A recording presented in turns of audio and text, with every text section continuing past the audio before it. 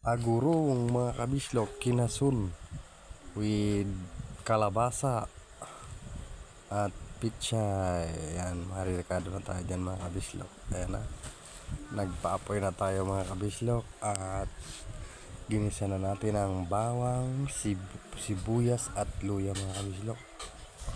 At ayan, smekos lang natin konti para lumabas ang aroma niya mga kabislok. Okay, binuhos na natin yan mga kabislok, ang agurong sa Ilocano, kinasun sa Bisaya, kinasun sa Tabang. Tubig tabang yan mga kabislok, kinasun sa tubig tabang.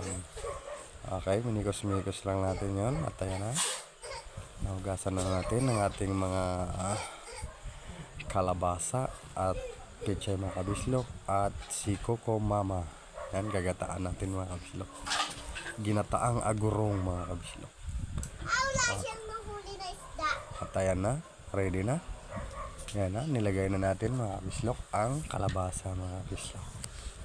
Okay, mikos-mikos na naman natin yan para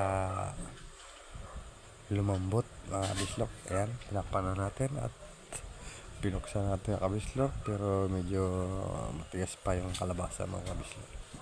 Mikos-mikos na naman natin.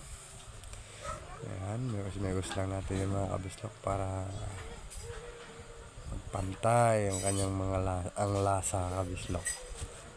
Ayan, ready na si Mama, si Coco Mama.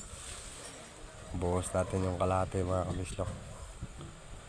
Ayan, para malapot-lapot ang sabaw mga kabislok. Okay, kumukulo na mga kabislok. At ayan, talagang lumalapot na siya mga kabislok. Mikos-mikos lang natin yan. Kaya na mga kabislok. Okay, ayan, sinunod ko na kabislok ang pechay kabislok. Ay, wala kaming nakitang sitaw, pechay na lang. Basta may green, pwede yan mga kabislok. Ganan siya. Totoo na. Sadegan sir, sadegan.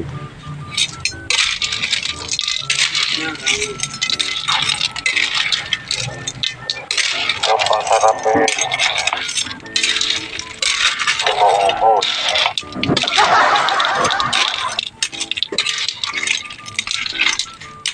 So ayan lang mga kabislok, isa-isa lang tayo dyan. Mamaya na yung confusion. Para ng ating gulay. Tsaka ayan mga kabislok, medyo ano pa, hindi pa sultop mga kabislok, yung hindi pa gaano yung luto. At ayan mga kabislok, lagyan natin ng sili yan para may konting kagat mga kabislok sa pampasarap ng kain, pampagana. Ayan mga kabislok. Okay, migos-migos na naman natin yan. Tayan, ibuhos na natin yung natirang gata mga kabislok para mas lalong maging yummy mga kabislok ang ating ulam. Ayan na mga kabislok. Okay, talagang taob ang kanin yan mga kabislok. Ngayon, nilagyan ko na ng konting suka mga kabislok para may konting asim siya mga kabislok. At ayan na, ready na, kain na tayo mga kabislok. Salamat sa panonood. Ayan, isang order yan mga kabislok.